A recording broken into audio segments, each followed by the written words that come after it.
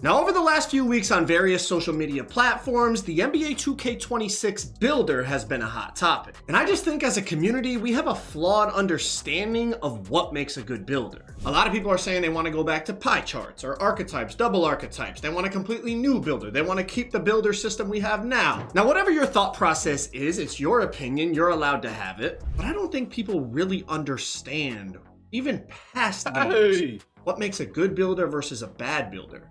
The builder is not an isolated thing. The builder is not something that we can just say, I want XYZ builder and the game will be great. Because the builder is completely dependent upon the gameplay that comes with it. There's a lot of people on Twitter saying they want to go back to an old build system. Let's use pie charts for example. They'll say, oh, 2K20, there were so many builds I could make and it was because the pie charts. It was not because of the pie charts. It was because of the gameplay working with the pie charts. The gameplay allowed multiple pie charts to be effective. For example, my favorite build of all time is my LeBron build from 2K20. 2K20 is my first time coming to the party, nigga. I was a sharpshooter, nigga. 99 3-pointer, nigga. That build had a 65 three-pointer. Now, if you took that build system and that build and put it with 2K25 gameplay... Don't get it misconstrued. I've been playing 2K since like 2K8, but I just actually never went to the part until 20. So I played 16, 17, 18, 19. I was an exhibition ass nigga. I was beating everybody ass in the house with the Warriors, nigga. I just never went to the park until 2K20. During COVID, shit. Not be able to run point guard in Comp Pro-Am with a 65 three-pointer. It's just not going to happen in 2K25 gameplay. It just wouldn't happen. The gameplay would not allow it. Also, the thing my build did best in 2K20 was slash and playmake. It was a yellow-blue pie chart. I had off finishing, off playmaking. I was quick. I could dunk everything. I think my build had about an 89 driving dunk. An 89 dunk on 2K25 is like a decent finishing build. Not super elite, not super trash, but right in the middle. So you can still dunk, but you're not super elite. My build in 2K20 was dunking everything, but that's what the gameplay allowed with an 89 driving dunk. An 89 driving dunk. Oh, 2K20 was such a great, that was like probably the last good 2K. 21 was decent, but the last like, damn, like your fucking contact us with this trigger, bro. Like if you had a good lane, that shit would just trigger. Now you gotta trigger it, and you gotta hope that you dunk a motherfucker now, bro. On 2K25 is night and day difference compared to 2K20. Now, it's a beautiful thing that every year we come together as a community to share these opinions with each other, and shout out to AT&T for keeping me connected with the 2K community. So the gameplay has a huge effect on what the builder is going to allow to be effective. And we've talked a lot about how the gameplay affects the builder, but even something as small as animation thresholds can affect how you view a builder tremendously. Let's think about 2K25.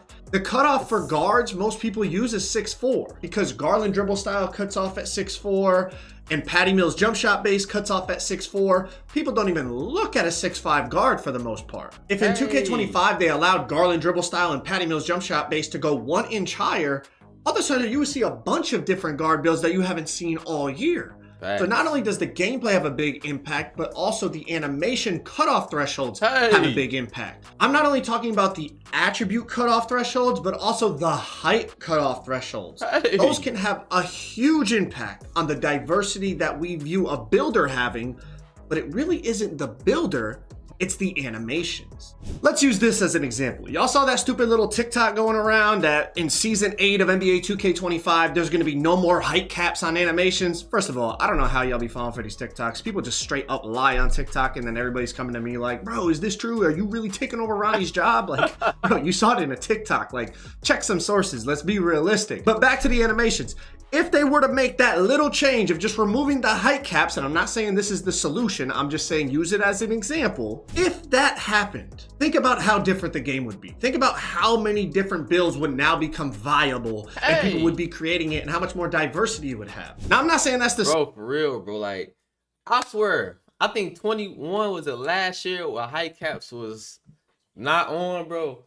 Nigga, I was crossing niggas up with a 6'10", bro. Like, I don't know who got mad and said, fuck the 6'10s, nigga, but I was a 6'10", bro, power forward, and was literally killing, like murdering niggas. And don't get me wrong, like I know y'all saying, I know that was the year they were saying like power forwards was overpowered or whatnot, but it was still some nice ass guards out here that's like 6'3", 6'4", 6'5". I just think niggas was just, it's just that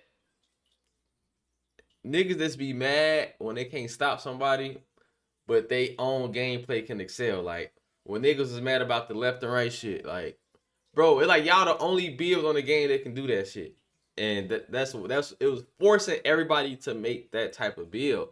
As to 2K20, like you had slashers out here, you had shooters, like you had like each build was effective. Like back then, like on 20 and shit, like you can go out there with, you feel me? You can go out there with 2 slashers and a shooter, or 2 shooters and 1 slasher. Like you can go out there with so many different types of builds and like win. Like now, as the game that's been getting more and more and more, like it's only a certain type of build that you can take to the park and take to certain places and win. Like say I'm lying though, like it's only certain builds that you can take out now that you know like you can win. Back then, you could take whatever lineup you wanted, anything, bro, and you gonna have a chance to win, bro. Solution. I'm just saying, open your mind up to just how that simple little change all of a sudden would make a ton of other builds viable. Fact, a lot of people bro. come into my stream or comment on my videos, Joe, what builder do you want in 2K26? To me, it's not like a simple answer. I can't just say, you know, I want this without knowing what the gameplay is going to be. It's like you asking me, Joe, let's race vehicles. What vehicle do you want? It's like you didn't even explain what we're like. I could pick a car. And you tell me we're racing on water. I have to know what we're racing. You could tell me, oh, we're racing 100 meters or we're racing across the country. If we're racing 100 meters, I'm gonna pick a fast ass car. If we're racing across the country, I'm gonna pick a plane. You know what I'm saying? So the gameplay, you have to know what you're getting into with the gameplay Shot clock cheese before you can say, okay, I want this type of builder. So even if the builder promotes diversity, let's say 2K25 builder, you can literally put the attributes wherever you want. But because the gameplay doesn't promote diversity as well, it becomes very narrow-minded in terms of the build you're going to see. There's a multitude of factors with the gameplay we could talk about. Because of the shooting RNG, you know, the people are going to go with the 99-3, the 99 rebound, shoot it, if you miss, get the rebound, that whole thing. The fact that medium-sized players can't speed boost normally, right? You can't run to your ball hand unless you're doing the no speed with ball. Whole method of dribbling, which, you know, a casual player probably isn't going to take the time to learn how to do. And the list goes on and on. The gameplay does not promote diversity, although the builder allows you to make whatever you want for the most part. You guys understand what I'm saying. If they don't work together, it doesn't matter that the builder allows you to make quote unquote whatever you want, because the gameplay is restricting what builds can be effective. Let's use the flip side example, since we were talking about pie charts, 2K20, all that. Put this builder in 2K20 gameplay. Think about how different now you perceive this builder. But that's because the gameplay on 20 allowed for a whole bunch of things. You had two-way slashing playmakers playing point guard in comp scenarios. Some of them had 60, 70 something three-point ratings. The gameplay is what allowed that. So now think about this builder where you can put the attributes wherever you want with that gameplay.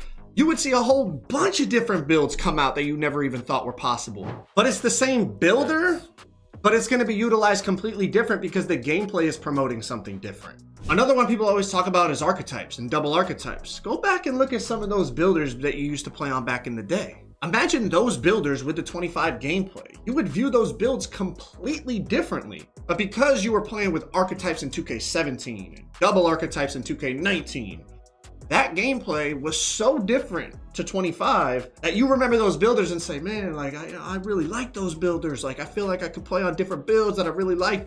The gameplay was allowing those builds to be fun, allowing those builds to be effective. The reason you would feel completely different about it is because the gameplay now doesn't promote things like it did back in the day. It's not just a builder thing. It's a builder gameplay harmony that has to mesh that allows for that diversity. Another example is pie charts. 2K20 had pie charts. So did 21 and 22. And 21 and 22 actually had more pie chart options. Because the gameplay on 21 and 22 was different than 20, it became very narrow-minded. On 21, it became strictly play shot, paint beast on the twos. But back on 2K20, you saw a whole bunch of stuff. You saw post lockdown. You saw shot creator, paint beast, shot creator, pop stretch big type of build, facilitating finishers, two-way slashing playmakers, playmaking paint beasts, double ISO lockdown, small playmaking shooting type of point guards with paint beasts or poppers. There was a whole bunch of diversity, not just because the builder was very similar in 21, right, but the gameplay was different in 21 as opposed to 20. Look at that badge at his so the feet, harmony though. was. Did y'all see the badge at his feet? Remember the badge at your feet when you had your rep, bro? Nigga, fuck that. Y'all remember the instant greens? Nigga, shoot a three, hit a backflip, and walk off.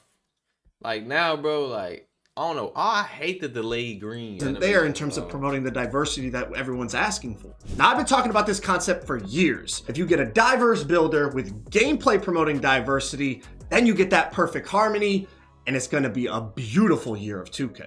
Now, shout out to AT&T for keeping me connected to the 2K community all season long, and thank you for watching this. Man, we gonna see what 2K do, man.